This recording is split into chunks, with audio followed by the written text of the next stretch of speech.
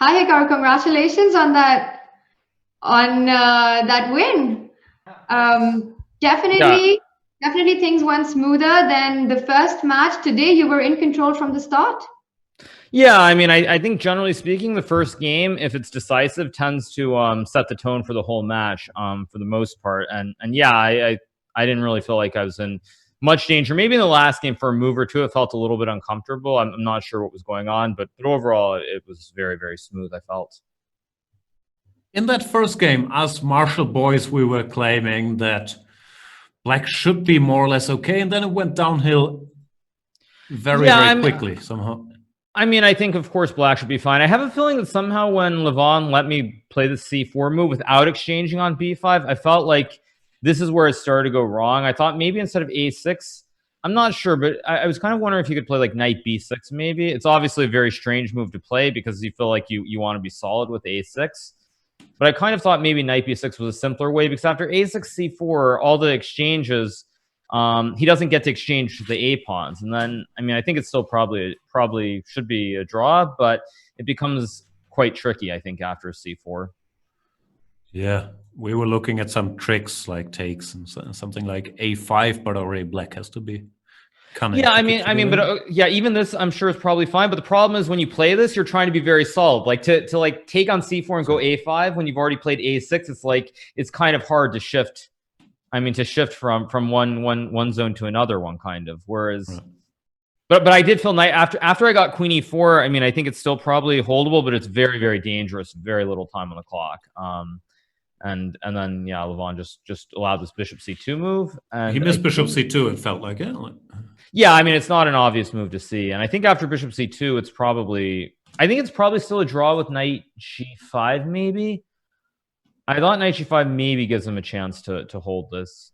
Because if I trade the queens and take on a4, you c5 at least. And if I take on c5, he goes knight e6. And even that is probably quite bad, but maybe there's some chances to hold this after c6. Because in the game, unfortunately, after queen g5, c5, it just the whole thing collapsed instantly, basically.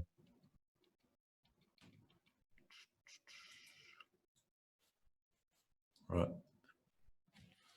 Then yeah, not much going on in game. Well, game two was very interesting. I think if the match situation is different, I would have played on for sure. In the Queen's Gambit decline game. Yeah. I think in just a normal game where I'm not up one point, I for sure would have played on. But the fact that I was up by having won the first game, I was already ahead in the match. It just felt like it was a little bit unnecessary at the end to play on, kind of.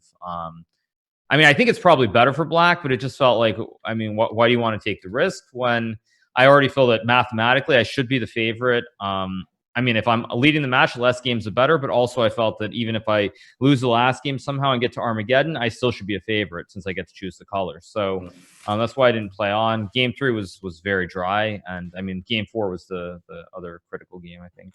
Do you ever get tired of this knight b7 c5 position? You must have had it like 30 times over the last 2 weeks, no, in these games? Well, I think the reality is that everyone has to show preparation with white. So if everybody's going to burn their preparation in online games, then there's going to be nothing left by the time over the board chess returns. So I think if anything, it's on my opponents to prove it. And yeah, of course, I think at some point it gets a little bit tiring playing the same thing. But I felt for the most part in the recent matches, I've gotten good positions. The first couple of days in the Magnus invite, I got some really, really, really bad positions. But since then, I think for the most part, I've gotten pretty stable positions. And as I said, everyone has to waste their preparation. So I don't care. They're going to have less things to show when over the board chess returns. We shall see. Then this third game was what? It was the same line like the first game, but he had a micro improvement. Maybe it's rook a8. Yeah, I think what he did was relatively okay. It's the same thing. I just play with 2 bishops and kind of just keep the game going. Yeah, I shouldn't have traded. I should have gone bishop e2. But again, like when you look at the match situation and you're ahead by 1 point, it's one of those things where like, do you really want to like take some risk and like allow some like, I don't know, like queen e6 and knight e4 and f5 or something like this? Like what's really the point? So I just decided to trade, and then just very, very flat.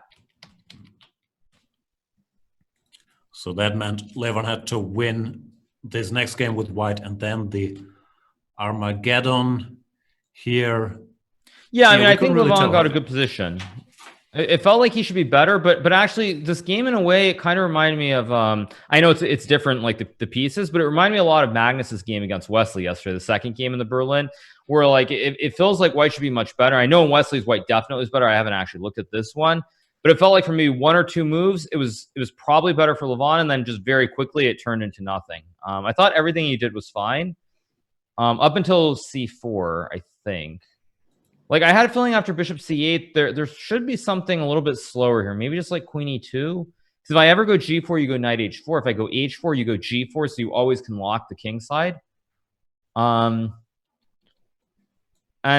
yeah, I mean, I felt that I was actually a little bit concerned about this. Whereas when Levon like didn't do this, I mean, the problem with what Levon did is that maybe it's still good for White, but he already had 5 more minutes on the clock. So by playing c4, he forced me to just play f5, and then all my moves, like, they become almost only moves. So I don't really have to think. And if it's bad, it's bad. But if it's not bad, then I'm completely fine. So I thought what I did was pretty good. Rook e1, I think only move, and e3. And this is probably the last critical point. I think queen c1 was definitely wrong, but Levon thought for maybe 6 minutes before playing it. So I mean, maybe there was something better, but I think it's very hard. It's very hard to find a move, because even though I'm down a pawn, I get this bishop to e5, and it's just a weird kind of position. So, I mean, maybe there's something better than queen Yeah, we c1, tried to but I make didn't d4 work, but we didn't check. Peter said, what did we say? Yeah, well, G4, I mean, queen knight e4 or h4. something? This one. I was also thinking about queen. No, what was I thinking here? I was also thinking I could just play rook e8, honestly, like rook h8. With g4, yeah? Yeah, with g4. And like even queen d3, queen g5. Hang on, c5 is not what's going on? I thought I had bishop e5 here. Ah, again. Okay. Knight c6, yeah. I don't, no, maybe not. No, okay, go back then. Instead of rook e8. Yeah, so okay, queen e4, yeah. Queen e4 instead of rook e8. Yeah, and I mean, sure, I don't know. Because the problem is, I mean, White's pawn's on the king's side. Like, he's up a pawn, but it's like he needs a knight somehow to jump back into the game, because otherwise all these end games are going to be, I think, quite reasonable for Black, if not actually better, possibly. So, I don't know. I mean, Levon thought for a long time, and he didn't find anything better than queen c1. So I think, I mean, it shows that it's quite hard to find the precise moves. And I'm not even sure, actually, after e3 that Black's not already completely fine. And then yeah, I played g4. We had the feeling he missed something around here. Yeah, he was shaking his head. I don't know, maybe. I wasn't actually looking at the camera. I was just thinking about the moves. Yeah, I mean, again, the problem is these pawns on the king side. The 2 pawns, basically. I mean, White has 2 more pawns. These 4 pawns, but I mean, with the double G pawns, it's just the pawns really don't actually matter that much, because you can't really attack the pawns on the light squares. So it's just structurally very weird. But I think it's fine for Black objectively already. So, I mean, last couple of moves, Levon obviously just he just blundered queen d7, but even so, I think it was already really hard for him. So yeah, congratulations! You're moving on to the semifinals. It looks likely that you will face Magnus yet again. What's the plan there? Prepare or go in fresh? Can you even prepare for these rapid games with four games a day? How do you do it? I guess what I would say is, first of all, I'm very lucky, because I think I get three days off, I think. So I don't have to play for 3 days, so I definitely have time to prepare. I mean, I think it really depends on the match situation. I think you come in with a couple of ideas based on how the match is going. And then you sort of pick one. Like today, I had a couple different ideas for Levon with both colors, actually. And it's like, if I'm ahead, I'll stick to the regular stuff. If I'm behind, obviously I have to try something different. So I think you just come up with 2 to 3 ideas, and that's that. And I mean, you hope that you don't have to take risks. You hope that it's pretty smooth and your ideas with White work. But mainly just a couple of basic ideas and go from there. I can see Peter has 2 to 3 questions. Peter. Well, congratulations, Hikaru. It was really very nice the way you finished the match. And please tell me something about the format as a player. How do you like it? Because I was speculating before that, how do the players feel on the second day? You felt like the need to change something, or was it clear that you will just stick to your strategy and see first who will blink first? I mean, maybe Levon will come up with something. Yeah, I mean, I think again, like everything, it depends what the situation is. If I had lost 2 days ago in the first match, I think I would have been a lot more tense for sure. And I think certainly the strategy might have been different, but the fact that I won, and I actually thought I played quite poorly on the first day, really made me confident just sticking to the strategy. I think when you play well and you lose, then there's more, you have more sort of, you can reflect more on what you're doing right and what you're doing wrong. But I think when you play, I mean, I really felt that I played badly on the first day, and you still find a way to win the match. I think certainly you feel much more confident sticking to what you do, because you assume that you can't keep playing badly, or your opponent's not just going to blow you off the board. So yeah, I think it depends on the first day. But for me, I really don't mind the format. I kind of wish instead of Armageddon, there were maybe 2 Blitz games or something before that, but otherwise it's completely fine. I think certainly having it not just be 1 knockout match, having it be like 3 possible matches, certainly is going to favor the player who plays the higher quality moves overall. And I mean, I think I'm capable of playing at a very high quality for the most part. So yeah, I like it. Yeah, in game 4, if we could, Jan, go back to that moment when Hikaru played this King B8, because I was praising this idea a lot, this King B8, Bishop C8, and preparing F5. I thought that this really shows that how much you have been in control of all the situation, because it felt like your position is very dangerous, and you might have the feeling that you need some desperate measures, and then you find first this very 2 quiet moves, and then you got F5. How did you feel about this? I mean, first of all, Peter, you think way too highly of me. I just played King B8 because it looked like a natural move. The idea was not to go Bishop C8 and F5. I saw there was a quiet move that made some sense, because I didn't really see any other move. But actually, the thing is, I wanted, instead of King B8, I actually wanted to play F5 right away. But when I was looking at these F5 ideas with like Knight E3, FE4. Knight takes G4, EF3, Queen F3. There were always problems with like Knight F6 and a Queen F5 or Queen G4 coming. So actually, that was more the reasoning behind King B8. I mean, I wish I thought as deeply as you do, honestly. Because I mean, in a classical game, I probably would think of it, but in the rapid game, it's just a quiet move that I played because I didn't see a better move, honestly, and I wanted to go for F5. But yeah, if I had more time, I would have played. I probably would have seen the idea. But certainly, yeah, it's. I wish I had seen it. I wish I could pretend to be that much of a genius, but I did not actually think that deeply at all. Yeah, but this is exactly what I meant, that your intuition is working perfectly, yeah? Because in a rapid game, of course, you cannot foresee everything. And right, by no means I had foreseen it. I was just saying, once I have seen you play King B8, Bishop C8, F5, that it all made sense and it looked so beautiful. Mm-hmm. Yeah, that's definitely true. I think it's very similar to when you look at your own games with computers. Actually, very often when you see some idea, like you never would think of it, but then when you look at it with the Stockfish or Leela, basically it's like, oh, that's so obvious. Like it makes all the sense in the world. And so yeah, I think you're certainly right from the intuition standpoint that at least intuitively I was able to sort of feel what the right ideas were. And I think it was very important because I used a lot of time as well. Like I think already here I was down maybe 3 or 4 minutes on the clock. I think I had about 6.5, 7 minutes maybe. And so it was very, very important to find the right moves. And luckily, yeah, my intuition I think served me well today. So much King B8 talk. No disrespect to the move, it's a fine move, but I was arguing, come on, it's just a natural move. Peter's been praising it for like 10 minutes straight. How brilliant it is. It was a great move.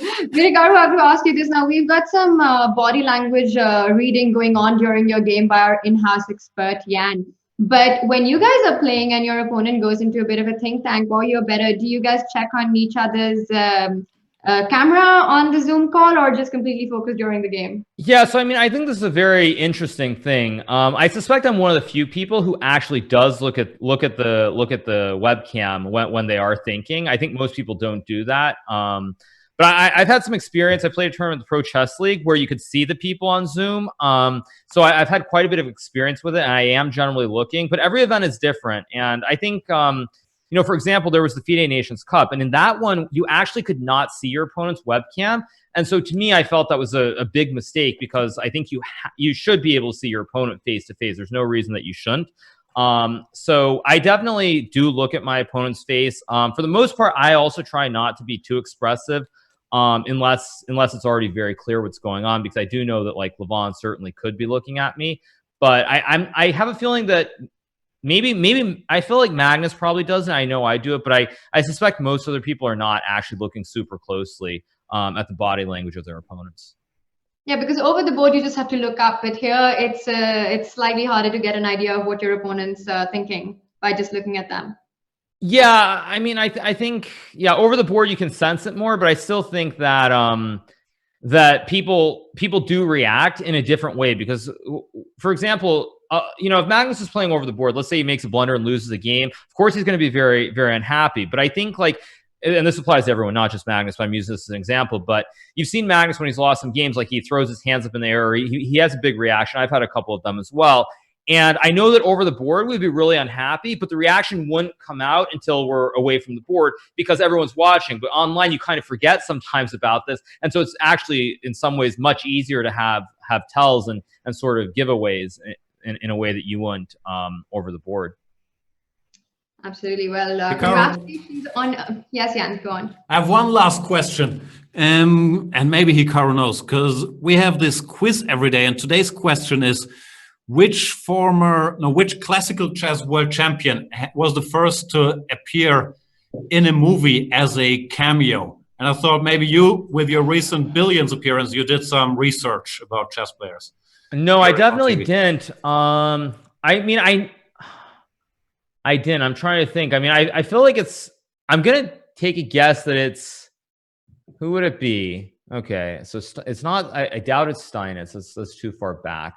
Film, I don't even know exactly when the first movies were. If I had to take a guess, I'm going to say it was, I don't know, but just taking a guess, I'm going to say it was probably